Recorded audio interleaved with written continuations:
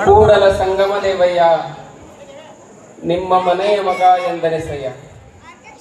ಪ್ರಾತಸ್ಮರಣೀಯರಾದ ಬಸವಾದಿ ಶಿವಶರಣರನ್ನ, ಬುದ್ಧ ಬಸವ ಅಂಬೇಡ್ಕರರನ್ನ ಮನೋಮಂದಿರದಲ್ಲಿ ಸ್ಮರಣೆಯನ್ನ ಮಾಡಿಕೊಂಡು ವಿಶ್ವರತ್ನ doctor BR Ambedkar ಅವರ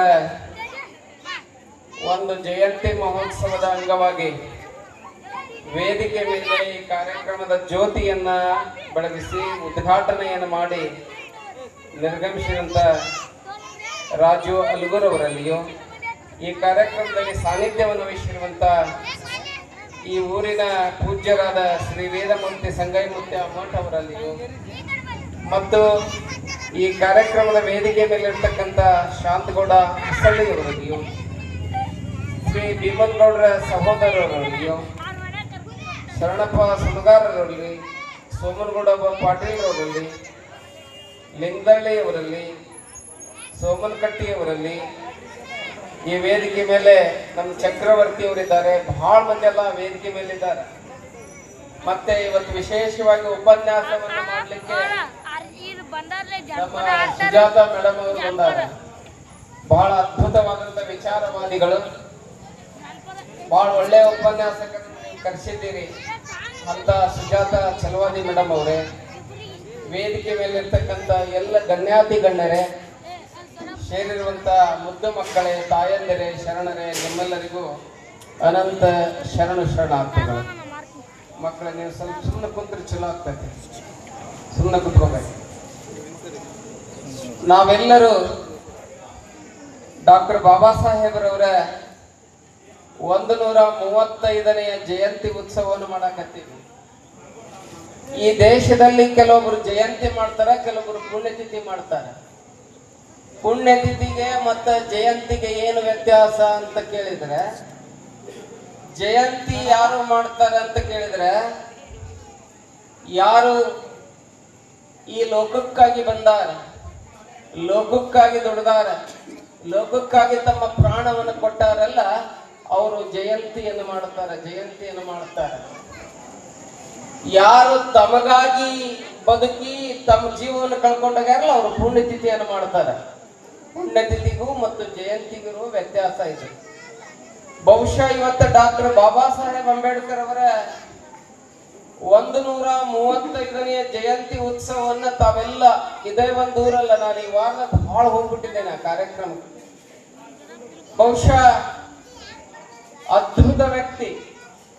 ಹೇಳ್ತಾರಲ್ಲ ಶರಣರು, ಬಾಬಾ ಸಾಹೇಬ್ರು ಹೆಂಗ್ ಬಂದ್ರು ಅಂತ ಕೇಳಿದ್ರೆ ಹೇಳ್ತಾರೆ, ಒಬ್ಬ ಶರಣರು ಹೇಳ್ತಾರೆ, ದಲಿತ ಶರಣರು ಹೇಳ್ತಾರೆ, 12ನೇ ಶತಮಾನದ ಒಬ್ಬ ದಲಿತ ಶರಣ ಹೇಳ್ತಾನೆ, ಲೋಕದಂತೆ ಬಾರರು, ಲೋಕದಂತೆ ಇರರು, ಲೋಕದಂತೆ ಹೋಗರು ನೋಡಯ್ಯ. ಬಹಳ ಸುಂದರವಾಗಿ ಹೇಳ್ತಾನೆ.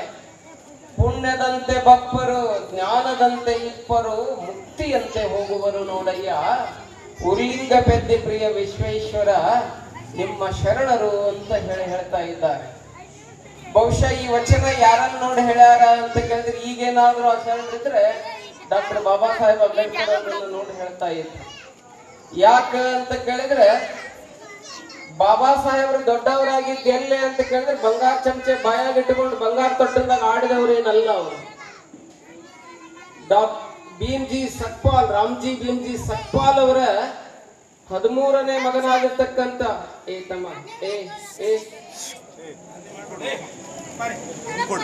13ನೇ ಮಗನಾಗಿರ್ತಕ್ಕಂಥ ಬಾಬಾ ಸಾಹೇಬ್ರು ಓದಾಕ್ ಎಲ್ಲಿ ಓದ್ತಿದ್ರು ಅಂತ ಕೇಳಿದ್ರೆ, ಇವತ್ತು ನಿಮ್ಗೆ ಚಲೋ ಟೇಬಲ್ ಲ್ಯಾಂಪ್ ಎಲ್ಲ ಅದ, ಓದಾಕ್ ಎಲ್ಲಿ ಓದ್ತಿದ್ರು ಅಂತ ಕೇಳಿದ್ರೆ ಬಾಗೇವಾಡಿ ತಾಲೂಕು ಅಂದ್ಬಿಟ್ಲೆ ಬಹಳ ಗೌರವ ಅನಿಸ್ತಾ ಇದೆ. ಯಾವ ಕಾರ್ಯಕ್ಕೆ ಬಾಬಾ ಸಾಹೇಬರು ಬಂದ್ರಲ್ಲ, ಅದೇ ಕಾರ್ಯವನ್ನ 950 ವರ್ಷಗಳ ಹಿಂದೆ ಇದೇ ನೆಲದಲ್ಲಿ ಪ್ರಪಂಚಕ್ಕೆ ಮಾಡಿಕೊಟ್ಟೋದಂತ ಪುಣ್ಯಾತ್ಮ ಯಾರಾದಿದ್ರೆ ಬಸವಣ್ಣನವರು, ವಿಶ್ವಜ್ಯೋತಿ ಬಸವಣ್ಣವರು.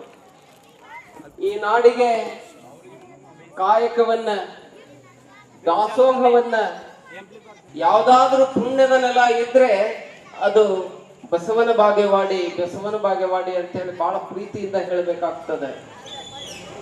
ಬುದ್ಧ ಒಂದು ಜಾಗೆಯನ್ನ ತೋರಿಸಿದ, ಬಸವಣ್ಣ ಒಂದು ಗ್ರೌಂಡ್ ಅನ್ನು ನಿರ್ಮಾಣ ಮಾಡಿದ, ಅಂಬೇಡ್ಕರ್ ಬಂದಲ್ಲಿ ಸೆಂಚುರಿಯನ್ನು ಬಾರಿಸಿದ್ರು. ನಾವು ಇತಿಹಾಸವನ್ನು ನೆನಪಿಸ್ಕೋಬೇಕು ಬಂಧುಗಳೇ. ಅದಕ್ಕೆ ಬಾಬಾ ಸಾಹೇಬ್ ಹೇಳ್ತಾರೆ, ಯಾರು ಇತಿಹಾಸವನ್ನ ತಿಳಿಯುವುದಿಲ್ಲವೋ ಅವರು ಇತಿಹಾಸವನ್ನ ರಚನೆಯನ್ನ ಮಾಡಲಾರರು ಅಂತೇಳಿ ಬಹಳ ಸುಂದರವಾಗಿ ಹೇಳ್ತಾ ಇದ್ದಾರೆ. ಅದಕ್ಕೆ ಬಾಬಾ ಸಾಹೇಬರು ಅಂತ ಕೇಳಿದ್ರೆ ಎಲ್ಲಿ ಕುತ್ಕೊಂಡು ಓದಿದ್ರು ಅಂತ ಕೇಳಿದ್ರೆ ಗಾದ್ಲಿ ಒಳಗೆ ಕುತ್ಕೊಂಡು ಓದಿದ್ರು. ಅವರು ಕುಂದಿರ್ಲಿಕ್ಕೆ ಸರಿಯಾದ ಜಾಗ ಇರಲಿಲ್ಲ, ಸರಿಯಾದಂತ ಊಟ ಇರಲಿಲ್ಲ, ಮನೆ ಬಿಟ್ಟು ಹೊರಗೆ ಹೋದ್ರ ಸಮಾಜದಲ್ಲಿ ಅವಮಾನ. ಇದ್ರ ಮಧ್ಯದಲ್ಲಿ ಹೆಂಗ್ ಬೆಳೆದ್ರು ಅಂತ ಕೇಳಿದ್ರೆ, ನೆಲಕ್ಕೊಂದು ಚೆಂಡನ್ನ ಜೋರಾಗಿ ಹೋಗಿದ್ರೆ ಎಷ್ಟು ಮೇಲೆ ಪುಟಿತದಲ್ಲ ಅಷ್ಟು ದೊಡ್ಡ ಎತ್ತರಕ್ಕೆ ಪುಟದವರು ಯಾರು ಅಂತ ಕೇಳಿದ್ರೆ ಡಾಕ್ಟರ್ ಬಾಬಾ ಸಾಹೇಬ್ ಅಂಬೇಡ್ಕರ್ ಅವರು. ಅದಕ್ಕೆ ದಲಿತನಾಗಿ ಹುಟ್ಟುವುದು ತಪ್ಪಲ್ಲ, ದಲಿತನಾಗಿ ಇರುವುದೇ ತಪ್ಪಯ್ಯ. ಶೋಷಿತನಾಗಿ ಹುಟ್ಟುವುದು ತಪ್ಪಲ್ಲ, ಶೋಷಿತನಾಗಿ ಇರುವುದೇ ತಪ್ಪಯ್ಯ ಅಂತ ಹೇಳ್ತಾರಲ್ಲ. ಹಂಗ ಬಾಬಾ ಸಾಹೇಬರು ತಮ್ಮ ಜೀವನದ ಪ್ರಶ್ನೆಗೆ ಉತ್ತರವನ್ನು ಕಂಡುಕೊಂಡ್ರು. ಅದಕ್ಕೆ ಉತ್ತರ ಕೊಟ್ರು. ಏನ್ ಕೊಟ್ರು ಅಂತ ಕೇಳಿದ್ರೆ, ಮನುಷ್ಯ ಜೀವನದಾಗ ಎಲ್ಲಾ ಜಗತ್ತು ಗುರುತಿಸ್ಬೇಕು ಅವನನ್ನ ಅಂತ ಕೇಳಿದ್ರೆ ಮಂತ್ರಕ್ಕೆ ಮಾವಿನಕಾಯಿ ಉದುರೋದಿಲ್ಲ.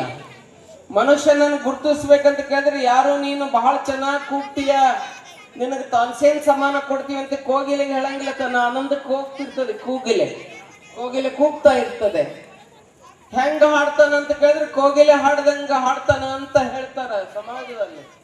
ಹಂಗ ಬಹುಶಃ ಬಾಬಾ ಸಾಹೇಬ್ ಅಂಬೇಡ್ಕರ್ ಅವರಿಗೆ ಯಾರು ಸನ್ಮಾನ ಮಾಡಲಿಲ್ಲ, ಆದ್ರೆ ಜಗತ್ತನ್ನ ಗುರುತಿಸುವ ಹಂಗ ಬಾಬಾ ಸಾಹೇಬರು ಎದ್ ನಿಂತ್ರು. ಹೆಂಗ ಎದ್ ನಿಂತ್ರು ಅಂತ ಕೇಳಿದ್ರೆ ಅವರೇ ಹೇಳ್ತಾರೆ, read and read and read.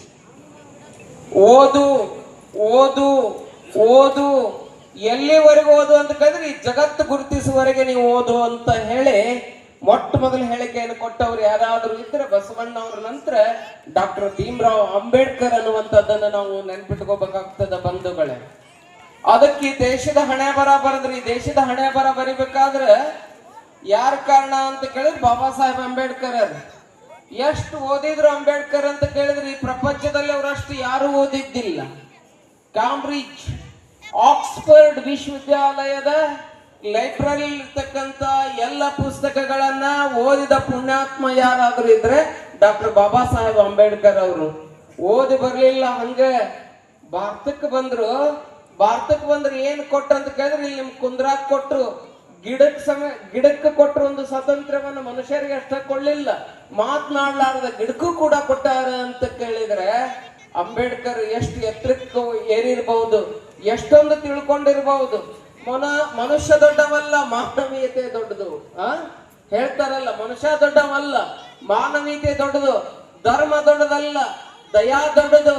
ಈಗೆಲ್ಲ ಇಂಥ ವಿಚಾರಗಳನ್ನು ಈ ಸಮಾಜದಲ್ಲಿ ಕಲಿಸಿಕೊಟ್ಟಂತ ಪುಣ್ಯಾತ್ಮ ಬಸವಣ್ಣನವರ ನಂತರ ಯಾರಾದ್ರೂ ಇದ್ರೆ ಡಾಕ್ಟರ್ ಬಾಬಾ ಸಾಹೇಬ್ ಅಂಬೇಡ್ಕರ್ ಅನ್ನುವಂಥದ್ದನ್ನ ನಾವು ಬಹಳ ಚೆನ್ನಾಗಿ ನೆನ್ಪಿಟ್ಕೋಬೇಕು.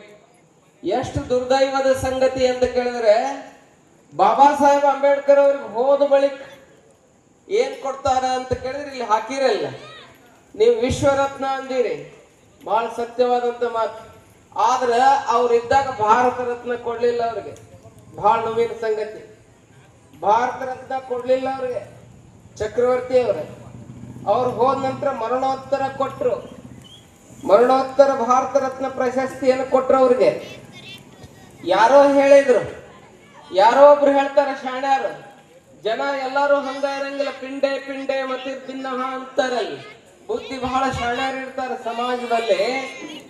ಯಾರೋ ಹೇಳಿದ್ರು, ಅಲ್ಪ ನೀವು ಅಂಬೇಡ್ಕರ್ ಅವರಿಗೆ ಭಾರತ ರತ್ನ ಪ್ರಶಸ್ತಿ ಕೊಟ್ರಿ, ನಿಮ್ಮ ಪ್ರಶಸ್ತಿ ಅವ್ರಿಗೆ ಕೊಟ್ಟಿದ್ದಕ್ಕೆ ದೊಡ್ಡದಾಯ್ತು, ಆದ್ರ ಅವ್ರು ಮೊದ್ಲ ಭಾರತ ರತ್ನ ಇದ್ರು. ಹೆಂಗ ಅಂತ ಕೇಳಿದ್ರೆ BR ಅಂತ ಇದೆ ಅಲ್ಲ, ಬಿ ಅಂದ್ರೆ ಭಾರತ, ಆರ್ ಅಂದ್ರೆ ರತ್ನ.